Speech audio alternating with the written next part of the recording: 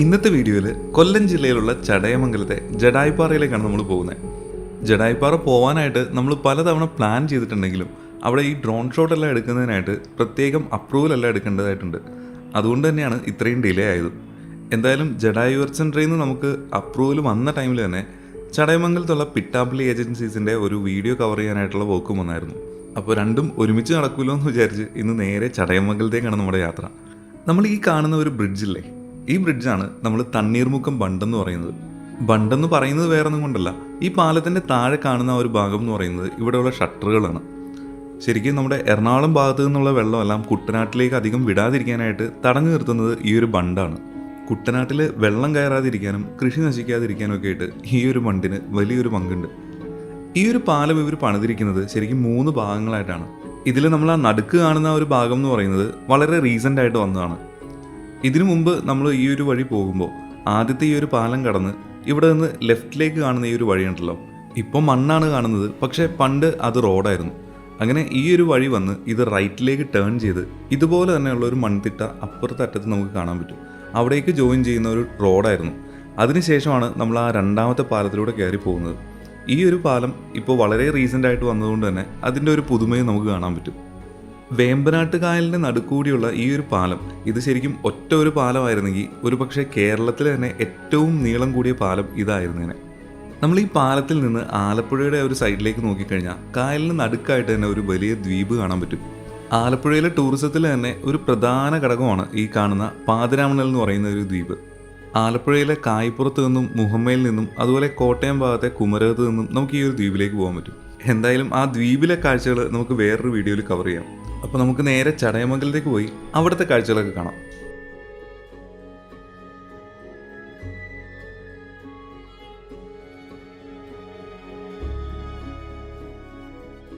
അങ്ങനെ ഏകദേശം ഒരു 3-3.5 മണിക്കൂർ കൊണ്ട് നമ്മൾ ജഡായുപ്പാറ എന്ന് പറയുന്ന ആ ഒരു സ്ഥലത്തേക്ക് എത്തി.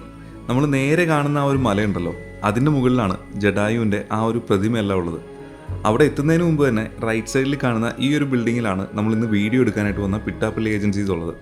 ഓണമൊക്കെ അടുത്ത് വരുന്നതുകൊണ്ടും പുതിയ ഷോറൂം ആയതുകൊണ്ടും അത്യാവശ്യം നല്ല ഓഫേഴ്സ് എല്ലാം ഇവിടെ ഉണ്ടായിരുന്നു. അപ്പോൾ ഓണത്തോടനുബന്ധിച്ച് എന്തെങ്കിലും സാധനങ്ങൾ വാങ്ങാനായിട്ട് പ്ലാൻ ചെയ്യുന്ന ആളുകളുണ്ടെന്നുണ്ടെങ്കിൽ അവർക്ക് യൂസ്ഫുൾ ആവാൻ വേണ്ടിയിട്ടാണ് ഇത് വീഡിയോയിൽ നമ്മൾ ഇൻക്ലൂഡ് ചെയ്യുന്നത്. ഇന്ത്യയിൽ നമുക്ക് അവൈലബിൾ ആയിട്ടുള്ള ഒരുവിധം എല്ലാ ബ്രാൻഡ്സിൻ്റെയും ഹോം അപ്ലയൻസസ് നമുക്ക് ഈ ഒരു ഷോപ്പിൽ അവൈലബിൾ ആണ്.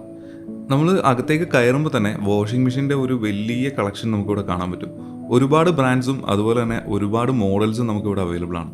ഇതുകൂടാതെ AC-യും ഫ്രിഡ്ജും TV-യും അങ്ങനെ ഒരുവിധപ്പെട്ട എല്ലാ ഇലക്ട്രോണിക് ഐറ്റംസും ഇവിടെ അവൈലബിൾ ആണ്.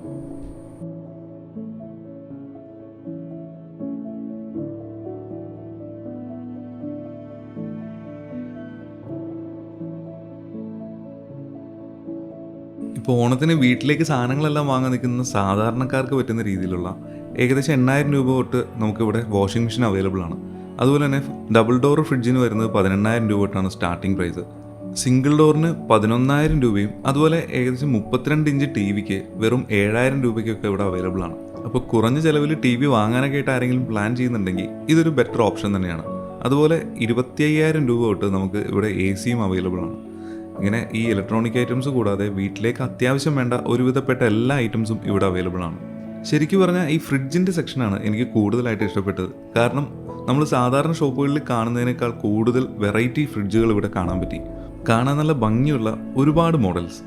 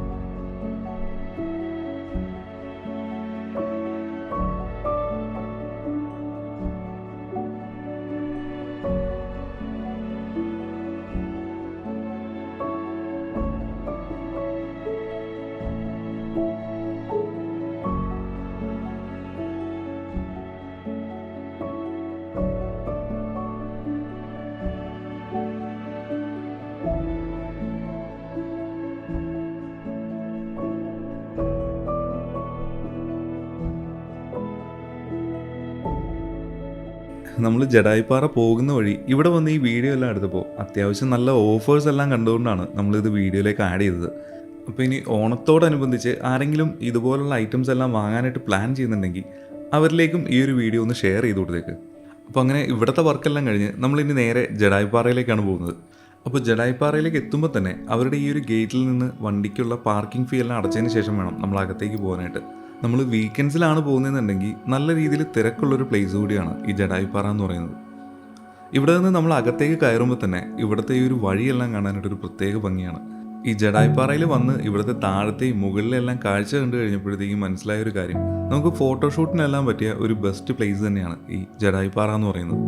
പക്ഷേ പ്രയറായിട്ട് നമുക്ക് അപ്രൂവൽ എടുത്താൽ മാത്രമാണ് ഇവിടെ ഫോട്ടോഷൂട്ടോ അങ്ങനെ എന്തെങ്കിലും കാര്യങ്ങൾ ചെയ്യാൻ പറ്റൂ. അപ്പോൾ ഇന്ന് ഒറ്റയ്ക്കല്ല ഞാനിവിടെ വന്നത്, രാജേഷ് ഏട്ടനുണ്ട്. രാജേഷ് ഏട്ടൻ നമ്മുടെ വെഡ്ഡിങ് കമ്പനിയിലെ വീഡിയോഗ്രാഫറാട്ടോ. അപ്പോൾ ക്യാമറ ഹാൻഡിൽ ചെയ്യാൻ അറിയാവുന്ന ഒരാൾ ഇന്ന് കൂടെ ഉള്ളതുകൊണ്ട് തന്നെ എൻ്റെ തല എൻ്റെ ഫുൾ ഫിഗർ നിങ്ങൾ കുറച്ച് നേരം കാണേണ്ടി വരും.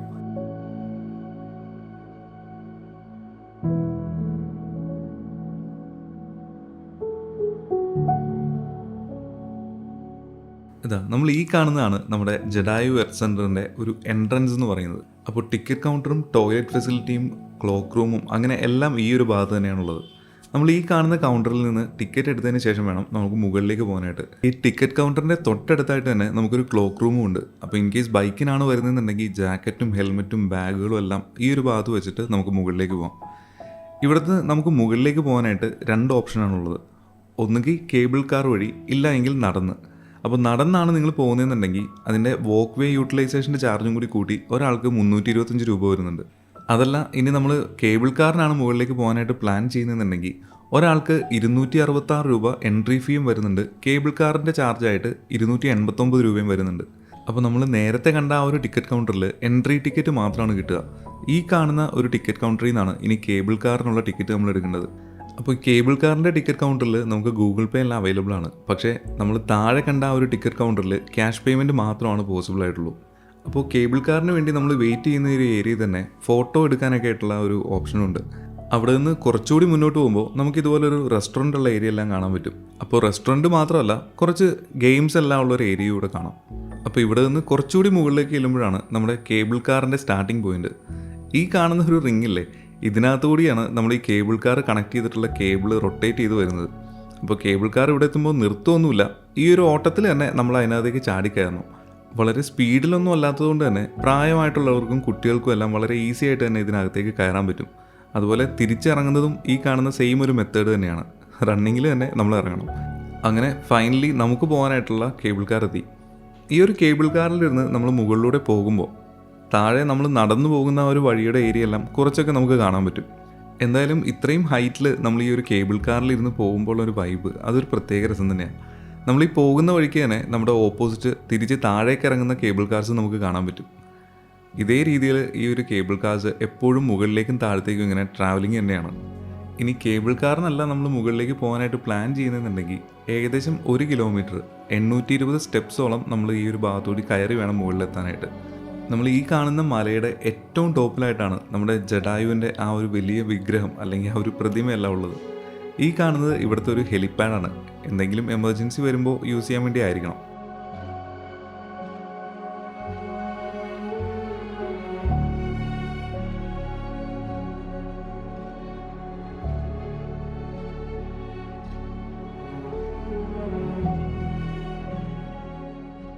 നമ്മൾ ഈ കേബിൾ കാറിൽ പോകുമ്പോൾ ഈ ജഡായിപ്പാറയുടെ ടോപ്പിലേക്ക് എത്താറാവുമ്പോൾ താഴെ ഭാഗത്ത് കാണുന്ന ഈ സ്റ്റെപ്സ് ഉണ്ടല്ലോ, നടന്നു വരുന്ന ആളുകൾക്ക് വേണ്ടിയിട്ടുള്ള ഒരു പാത്താണ് നമ്മൾ ഈ കാണുന്നത്.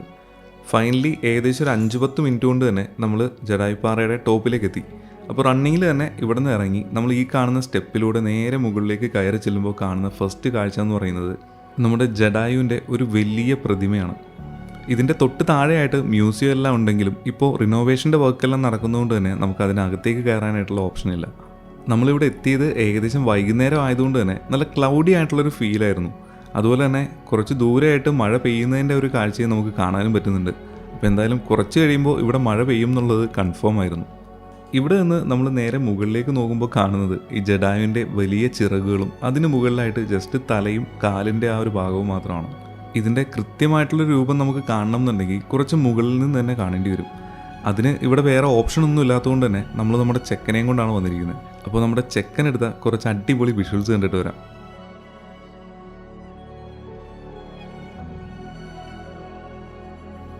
സമുദ്രനിരപ്പിൽ നിന്ന് ഏകദേശം 1200 അടി ഹൈറ്റിലുള്ള ഈ ഒരു പാറയുടെ ഒരു ഐതിഹ്യമുണ്ട്. പണ്ട് രാമായണത്തിൻ്റെ ആ ഒരു കാലഘട്ടത്തിൽ സീതയെ രാവണൻ തട്ടിക്കൊണ്ടുപോയ ടൈമിൽ തടയാനായിട്ട് ചെന്ന ജടായുവിനെ രാവണൻ വെട്ടി വീഴ്ത്തിയത് ഈ ഒരു പാറയുടെ മുകളിലാണെന്നാണ് പറയപ്പെടുന്നത്. ഏകദേശം 64 ഏക്കറിലാണ് ഈ ജടായുപ്പാറ സ്ഥിതി ചെയ്യുന്നത്. കേരളത്തിൽ ആദ്യമായിട്ട് പൊതു സ്വകാര്യ ഉടമസ്ഥതയിൽ അല്ലെങ്കിൽ അവരുടെ പങ്കാളിത്തത്തിൽ നിർമ്മിച്ചിട്ടുള്ള ആദ്യത്തെ വിനോദസഞ്ചാര കേന്ദ്രമാണ് ഈ ജടായുപ്പാറ എന്ന് പറയുന്നത്. നമ്മൾ ഈ കാണുന്ന ജടായുവിൻ്റെ ഒരു ശില്പം ഉണ്ടല്ലോ, അതാണ് ലോകത്തിലെ തന്നെ ഏറ്റവും വലിയ പക്ഷി ശില്പം എന്ന് പറയുന്നത്.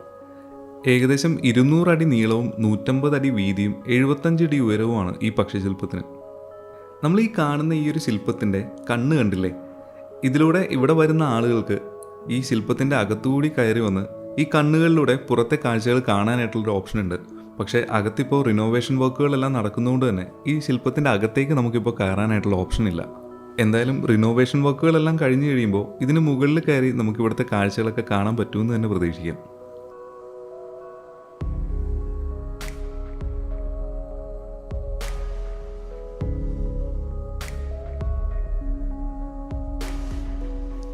നമ്മൾ ഈ കാണുന്നത് ജടായുപ്പാറയുടെ ടോപ്പിലുള്ള ഒരു ചെറിയ ടീ ഷോപ്പാണ്. ഇതുപോലുള്ള 1-2 ടീ ഷോപ്സ് നമുക്ക് അവിടെ ഇവിടെയൊക്കെയായിട്ട് കാണാൻ പറ്റും. ജടായുപ്പാറ വിസിറ്റ് ചെയ്യാൻ പറ്റിയ ഒരു ബെസ്റ്റ് ടൈമിംഗ് എന്ന് പറയുന്നത് രാവിലെയോ അല്ലെങ്കിൽ വൈകുന്നേരമോ ടൈമൊക്കെ ആയിരിക്കും. അതുകൊണ്ടാണ് നമുക്ക് ഈ ഒരു സ്കൈയും ഈ ഒരു ബാക്ക്ഗ്രൗണ്ടും എല്ലാം ഇത്രയും ഭംഗിയായിട്ട് കിട്ടിയത്. ലൈറ്റിങ്ങിൻ്റെ കാര്യം നോക്കിയിട്ടാണെങ്കിൽ ഏറ്റവും ബെസ്റ്റ് ടൈം എന്ന് പറയുന്നത് ഈവനിങ് ടൈമാണ്. ചെറിയൊരു ക്ലൗഡി ആയിട്ടുള്ളൊരു ഫീലും കൂടി ഉണ്ടെന്നുണ്ടെങ്കിൽ അടിപൊളിയായിരിക്കും. അങ്ങനെ കുറേ നേരം നമ്മൾ അവിടെ നിന്ന് കഴിഞ്ഞപ്പോഴത്തേക്കും നല്ല രീതിയിൽ കാറ്റെല്ലാം അടിച്ചു തുടങ്ങി. പിന്നെ കുറേ നേരമായിട്ട് അങ്ങ് ദൂരെ പെയ്തുകൊണ്ടിരുന്ന മഴ പെട്ടെന്ന് ഇങ്ങോട്ടേക്ക് ഓടി വരികയും ചെയ്തു. നമ്മൾ മലയുടെ ഇത്രയും ടോപ്പിലായതുകൊണ്ടും നല്ല ഓപ്പൺ ആയിട്ടുള്ളൊരു ഏരിയ ആയതുകൊണ്ടും നല്ല രീതിയിൽ ചാറ്റിലടിക്കുന്നുണ്ടായിരുന്നു. അതുകൊണ്ട് തന്നെ മഴയുടെ വിഷ്വൽസ് ഒന്നും നമുക്ക് എടുക്കാനും പറ്റിയില്ല. എന്തായാലും മഴയെല്ലാം കഴിഞ്ഞപ്പോഴേക്കും ഇവിടുത്തെ ക്ലൈമറ്റ് കംപ്ലീറ്റ്ലി ചേഞ്ചായി. നേരത്തെ ചെറിയ ചൂടെല്ലാം ഉണ്ടായിരുന്ന ഒരു ഏരിയ ഇപ്പോൾ നല്ല രീതിയിൽ കൂളായിട്ടുള്ളൊരു കണ്ടീഷനാണ്. അതുപോലെ തന്നെ സ്കൈ എല്ലാം നല്ല രീതിയിൽ തെളിഞ്ഞിട്ടുണ്ട്. അപ്പോൾ ജടായുപ്പാറയുടെ ഈ ഭാഗത്തെ കാഴ്ചകളെല്ലാം കണ്ടു കഴിഞ്ഞ് ഇനി നമ്മൾ പോകുന്നത് ഇവിടുത്തെ ശ്രീരാമ ടെമ്പിളിലേക്കാണ്. നമ്മൾ ഈ പോകുന്ന വഴിക്ക് തന്നെ ഒരു ചെറിയ ഷോപ്പ് കാണാൻ പറ്റും. അവിടെ ഈ ദൈവങ്ങളുടെ വിഗ്രഹങ്ങളും രുദ്രാക്ഷമാലയും അങ്ങനെ ഒരുപാട് ഐറ്റംസ് അവൈലബിൾ ആണ്. ഇവിടെ നിന്ന് ഇനി കുറച്ചുകൂടി മുന്നോട്ട് ചെല്ലുമ്പോഴാണ് നമുക്ക് ശ്രീരാമ ടെമ്പിളിലേക്ക് എത്താൻ പറ്റുക. അപ്പോൾ അങ്ങോട്ടേക്ക് പോകുമ്പോൾ ശ്രദ്ധിക്കേണ്ട ഒരു കാര്യം, നമുക്ക് ചെരുപ്പിട്ടുകൊണ്ട് അതിനകത്തേക്ക് കയറാൻ പറ്റില്ല. അപ്പോൾ ഈ കാണുന്ന സ്റ്റെപ്പ് കയറി നമ്മൾ നേരെ മുകളിലേക്ക് ചെല്ലുന്നത് നമ്മുടെ ശ്രീരാമ ടെമ്പിളിൻ്റെ ആ ഒരു ഏരിയയിലേക്കാണ്. കാണാനായിട്ട് കുറച്ച് ചെറുതാണെങ്കിലും നമ്മുടെ ജടായുവിൻ്റെ ആ ഒരു സ്റ്റാച്ചു ഒക്കെ പോലെ തന്നെ വളരെ മനോഹരമായിട്ടുള്ളൊരു ടെമ്പിളാണ് ഈ ശ്രീരാമ ടെമ്പിളും. കുറച്ച് ലേറ്റ് ആകുന്നവരെയൊക്കെ നമ്മളിവിടെ വെയിറ്റ് ചെയ്യുകയാണെന്നുണ്ടെങ്കിൽ ഇവിടെ നിന്ന് കിട്ടുന്ന ഒരു സൺസെറ്റ് എന്ന് പറയുന്നത് നല്ല ഗോൾഡൻ ലൈറ്റിലായിരിക്കും. എന്തായാലും നമ്മൾ ചെന്നത് നല്ല മഴയൊക്കെ ഉള്ളൊരു ടൈം ആയതുകൊണ്ട് തന്നെ സൂര്യനെ ക്ലിയർ ആയിട്ട് കാണാൻ പോലും പറ്റുന്നുണ്ടായിരുന്നില്ല. നമുക്കിവിടെ വന്നു കഴിഞ്ഞാൽ ഏറ്റവും കൂടുതൽ ഫോട്ടോസും വീഡിയോസും എല്ലാം എടുക്കാനായിട്ട് പറ്റുന്ന നല്ല ഫ്രെയിംസ് എല്ലാം കിട്ടുന്നൊരു പ്ലേസ് എന്ന് പറയുന്നത് ഈ ശ്രീരാമ ടെമ്പിളിൻ്റെ ഏരിയ തന്നെയാണ്.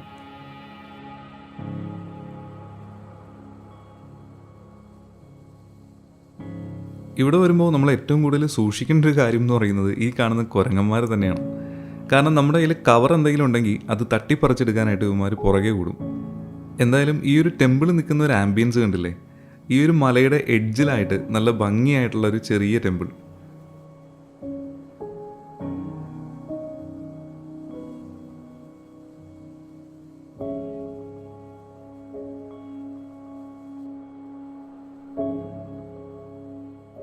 ഞാൻ നേരത്തെ പറഞ്ഞ പോലെ തന്നെ ഇവിടെ ഏറ്റവും കൂടുതൽ കാണാൻ പറ്റുന്നത് ഈ കുരങ്ങന്മാരെ തന്നെയാണ്.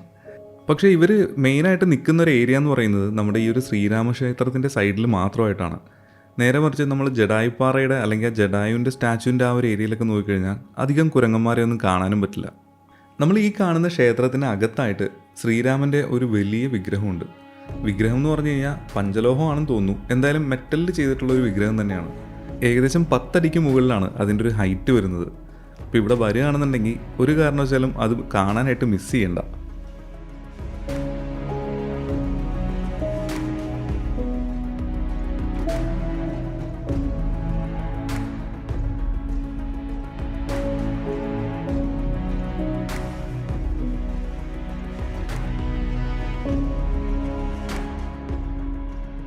ഇനി ഈ ഒരു ടെമ്പിളിൻ്റെ പുറകിലേക്ക് വരുമ്പോൾ ഇവിടെ ഭഗവാൻ ശ്രീരാമൻ്റെ കാൽപാദം പതിഞ്ഞിട്ടുള്ള ഒരു പാറയുണ്ടെന്നാണ് പറയുന്നത്. നമ്മൾ ഈ കാണുന്ന ഭാഗത്താണ് ആ ഒരു പാറ പ്രിസർവ് ചെയ്ത് വെച്ചിട്ടുള്ളത്. ഈ കാണുന്ന ചില്ലുകൂട്ടിനകത്തായിട്ടാണ് ഭഗവാന്റെ കാല് പതിഞ്ഞു എന്ന് പറയപ്പെടുന്ന ആ ഒരു പാറ കാണപ്പെടുന്നത്. കാണുന്നവർക്ക് കൃത്യമായിട്ട് മനസ്സിലാവാനായിട്ട് ആ ചില്ലിന് മുകളിൽ തന്നെ കാൽപാദം വരച്ചും വെച്ചിട്ടുണ്ട്.